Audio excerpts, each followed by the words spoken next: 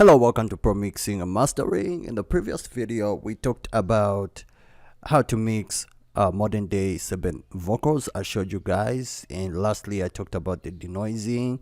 And what I did not tell you guys is show you guys is the reverb that I'm using on these vocals. I'm using reverb, a very simple reverb and yet powerful reverb A. Then my delay plugin is Ping Pong. All of these plugins are Cubase plugins. And now let us go ahead and check out what I did on the backings. And of course, in this part, I'm also gonna show you what I did on the instrumental. So I'm gonna show you exactly what I did to this instrumental. Of course, I mixed the instrumental, and now we are on the chorus on the backings, and take a listen to this.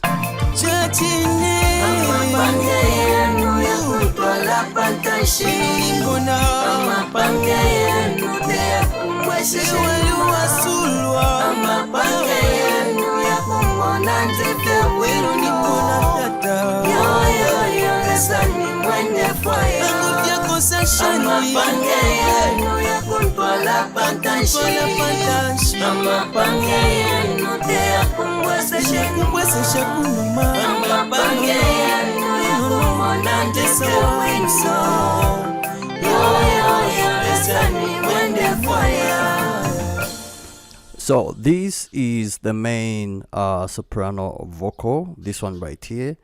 And what I did was, in the main soprano backing vocal or on the chorus, I had to put throw in Autotune. So there is Autotune. This is why those vocals, backing vocals, are a little bit smooth. Whenever you want smooth backing vocals, add a little bit of Autotune to those vocals. And of course, do not over add Autotune to your backing vocals, just a little bit. My key is in F. All these vocals and everything was played in F. F major, so that's why my key is. My retune speed is just on 10. So whenever you want to achieve those sound backing vocals or smooth sounding backing vocals, add a little bit of Autotune, especially the leading and the other female soprano. And from there, I just made sure that the leading vocal is slightly higher than the rest of the vocals, just a little bit higher. And of course, this is a female vocal. Yeah, so that's the female vocal in the background. Really sounds great. So I have also added Autotune to smoothen her up so that the vocals can sound like this.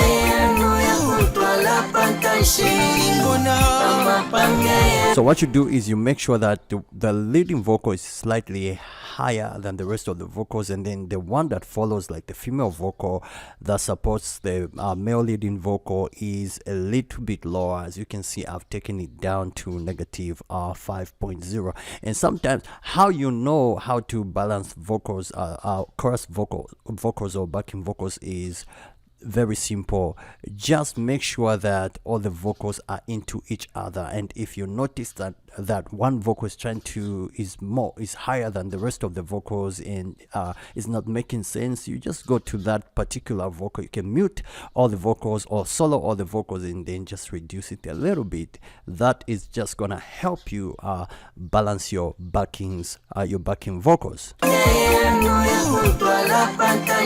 So right now I have my soprano, then I have one.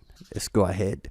Panning. The next thing that I want to show you guys is panning. The main two leading vocals are not panned. So the male vocal soprano is not panned. The female soprano is not panned, but only balanced to a level where it is sounding good. The rest of the vocals are auto tenor, so the autos are panned to right 45. I usually pan my backings to 45. Why? Because I do not want them to be overspread, especially I think ahead of the expander and stereo enhancer and those plugins that spread vocals. So if let's say you pan your vocals all the way to 100, 100, 100, a lot of producers just pan their vocals to 100, 100. So the problem with panning your vocals to 100, 100 or 90, 90, 90 is just gonna disturb your vocals, because your vocals are really gonna be spread, and once you like put a spreader or a stereo enhancer or an expander, your vocals are really gonna sound out of place. So if you want your vocals to really sound into each other and sharp, to sound that way, like the way these vocals are sounding, make sure that you use 45 left, 45 right. Then I have 45 left, I have 60. As you can see, I'm not over panning my vocals, so avoid over panning your vocals. So your vocals, especially if there are many, you're looking for that surround sound.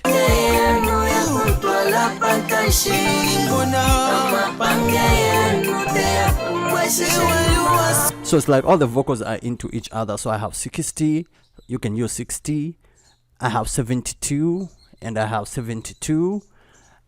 Then this one is on the middle, this one right here. This is like a contra sharp one. So with this one, I do not record a lot of them. I just pick one, like it's just a sharp vocal that supports all the vocals. So this is just one. This is why it's on the center, and then the rest are on 45 again, 45 again, 60 again. I'm back to 60, 60 left. This one is 70 and 70. So use 45, 60 and 70. And sometimes you can, as long as the number is a little bit lower than 100 or 90, your vocals are just gonna sound good, are just gonna have that good surround. This one is panned center, on the center.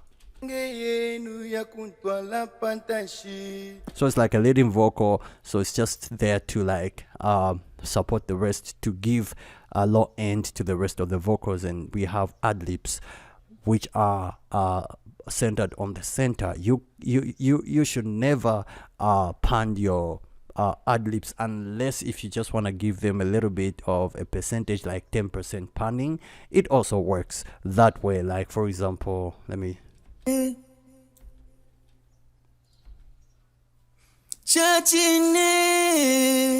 so you can give them that panning of maybe 5% or 10%. It's okay, but do not overdo that. So you can pan your ad-libs. So this is how I did them. And then now, after I did my panning 45, 60, 70, I now had to balance. As you can see, this one right here, this, which is this one, 72 and 72, they are reduced a little bit to, they have -3 dB, and they are really balanced in the background. Why? They were a little bit higher than the rest of the vocals, and what I did was to make sure that these go in the background.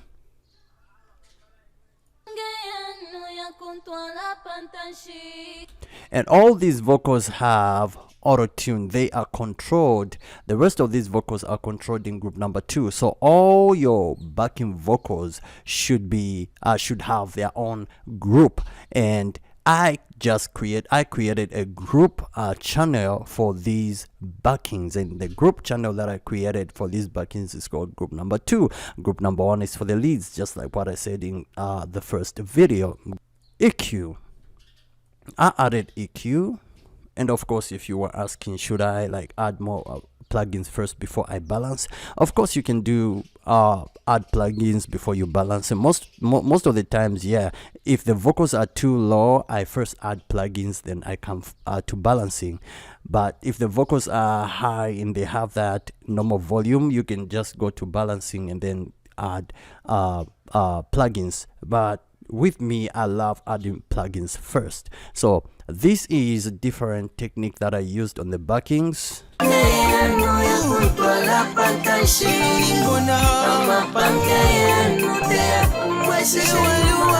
So what I did was as you can see, I rolled off all the way to 83.638 hertz, and then I did a very deep cut, which is around negative 3.41, and also here, which is negative 1.96, and also here, which is negative 2.07, and also here a high, like I raised it up to positive 2.73.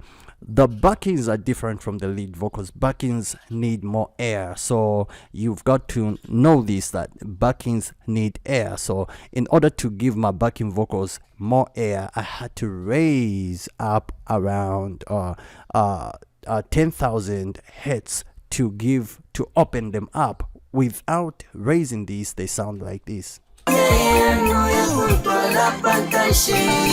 So this is with Pro Q or an EQ off. Now with EQ on.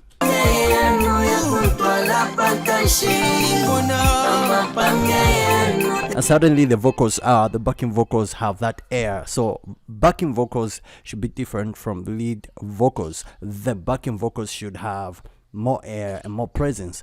So to have more presence, I had to do a lot of cutting. There is this frequency right here. So this frequency is a bad frequency, and of course I had to cut it to reduce bass in the leading vocals, so that the vocals can have that presence and just can open up. Then we have this frequency close to the frequency you find around 200 and in the middle of 250. So all these around 200 to 250, 100 and to 250 to 500. All these frequencies can be like dropped a little bit or cut a little bit in order to create more space for the backing vocals. And since there are a lot of vocals that are recorded, once you record a lot of vocals, you are supposed to do to remove a lot of low end and a lot of bad frequencies, so that your vocals can really sound clean and better. So this is what I was aiming for. Then we have this frequency right here. This frequency was a little bit sharp to the ears, so I just had to drop it down a little bit, which is around 1K. Drop it down a little bit so that your vocals can sound warmer. So whenever you want warm vocals, cut around 1K. And now to raise them up,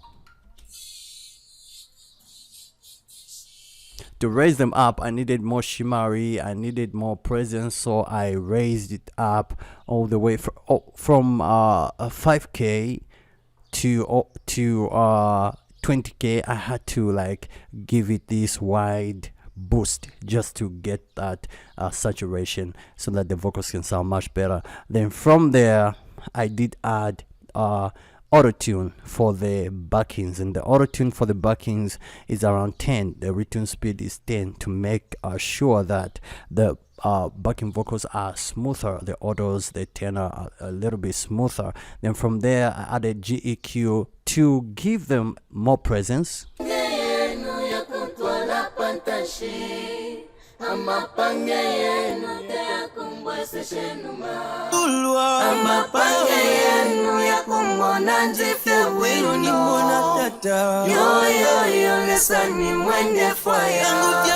So right there, I had to give it a boost of 4.8 and then turn resonant on, just like that. Then due to a lot of backing vocals, all these 1 2 3 4 5 6 7 8, there are a lot of backing vocals, I had to use denoiser. Set it on medium always works, unless if there's a lot of noise you can set it to room acoustics or high, but with me just medium always works for me. So to remove the background flow noise and all that, I had to use a denoiser on these backing vocals. So now with the backing vocals, what I did not do on the backing vocals, on the autos and turners, is to add a compressor. I did not add a compressor because the vocals were already boosted up, and also the vocals were not that bad. They were not coming in and coming off, so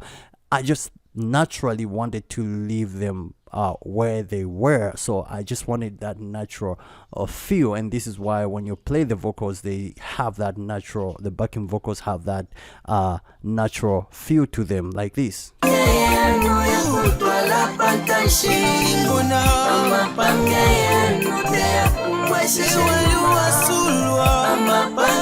So that natural feel is there because there is no much compression to them. There is literally no compression to the vocals, so they are natural vocals. In the mix, together with the instrumental, they now sound like this.